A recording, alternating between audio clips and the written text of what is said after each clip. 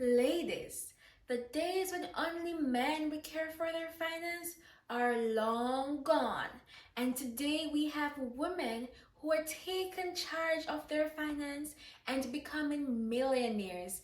In fact, there has never been a better time in history to become a self-made millionaire than today. That means you do not even have to be born into wealth to be wealthy. Ladies, in this video, I'm going to share with you 8 habits that wealthy women do to create and maintain their wealth.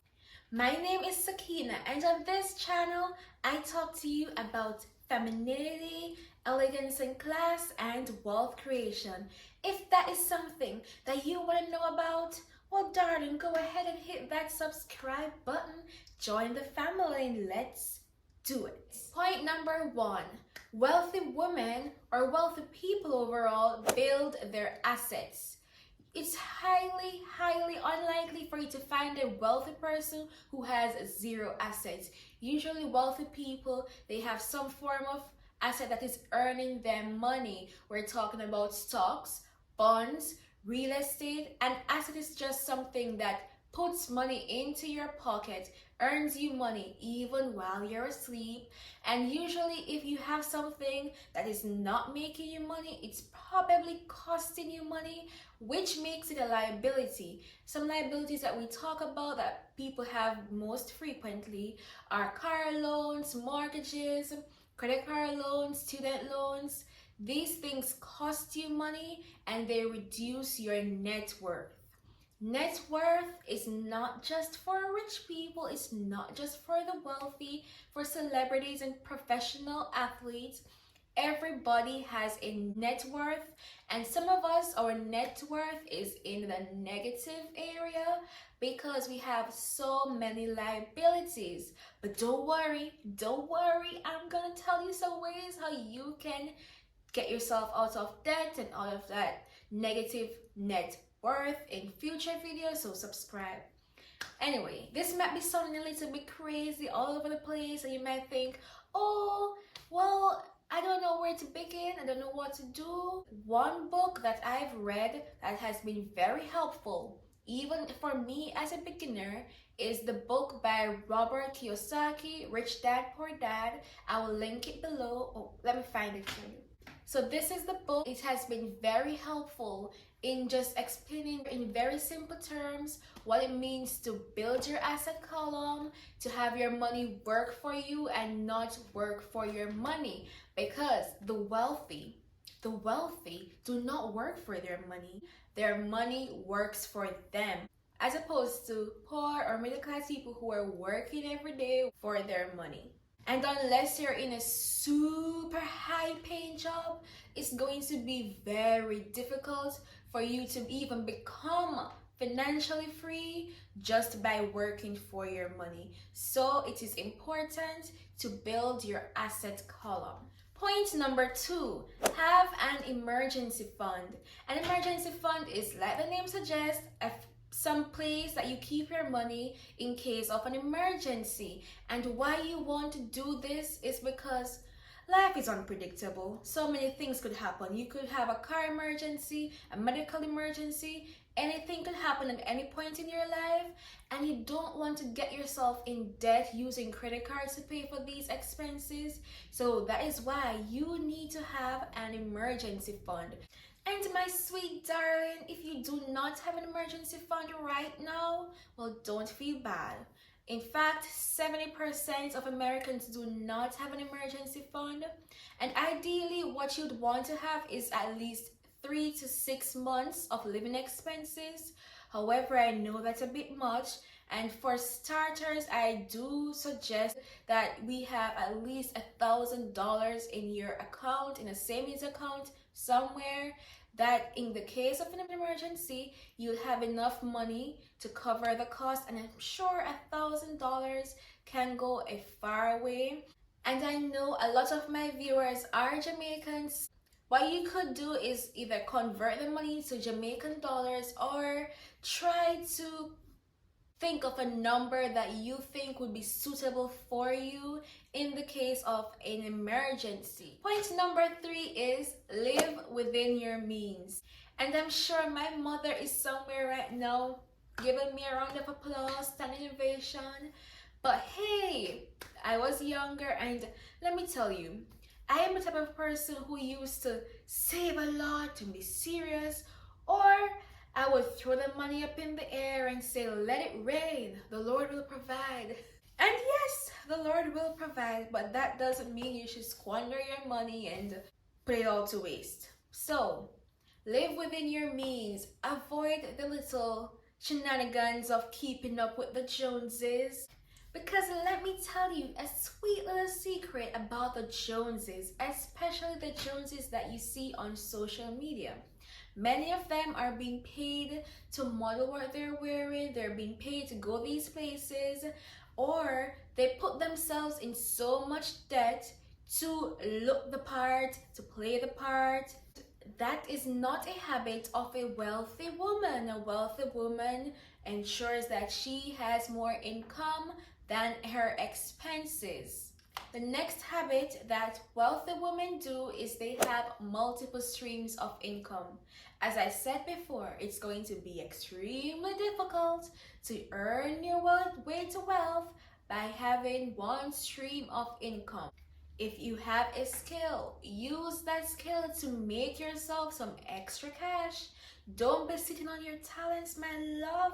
Use them. If you can sew, well, take the time to either sew some bags and sell them somewhere, or teach people to sew and earn money that way. You could do online businesses, open a storefront, start a YouTube channel. There are so many ways that you can make an extra income to help you create wealth faster. If you'd like me to go more in depth on some ideas that you can explore, well, leave me a comment and let me know.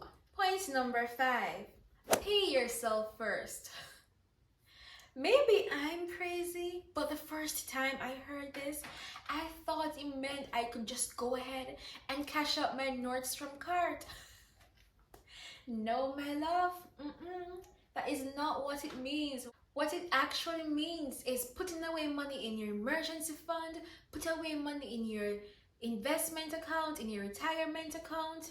Maybe I was a little crazy. Am I the only one who thought that?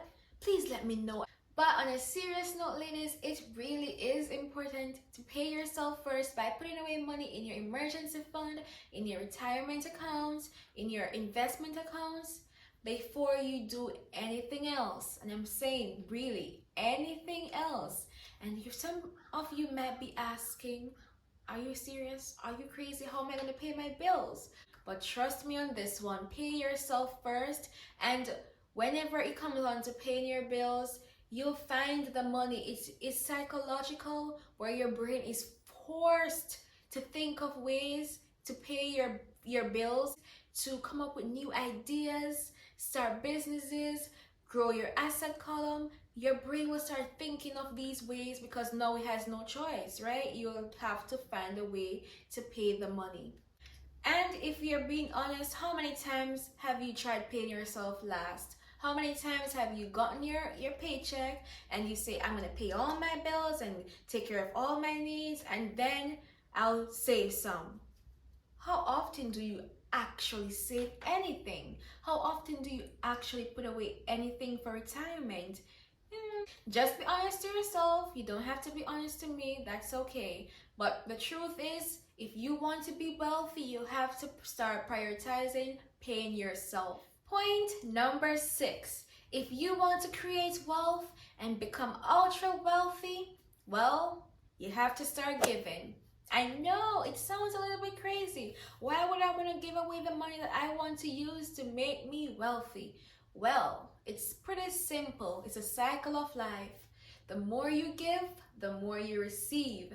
And the Bible, there are so many stories that talk about giving and the reward that you get from giving. And don't tell me that, oh, I'll just wait until I'm rich and wealthy before I start giving. Because the truth is, money makes you more of who you are. If you are not a giver when you're poor and destitute, you're not going to be a giver when you're wealthy. So start cultivating the habits of giving right now. And you'll notice that with wealthy women, they're always giving. They always have some foundation. They always are giving to charitable groups. They always are giving to church, to some organization, something that can be used to benefit others, because that's just the cycle of life. The more you give, the more you get, and it is always better to give than to receive. Point number 7, the next habit that wealthy people do is that they have a budget. They keep track of where their money is going. It's not okay to be throwing the money up in the air and let it rain.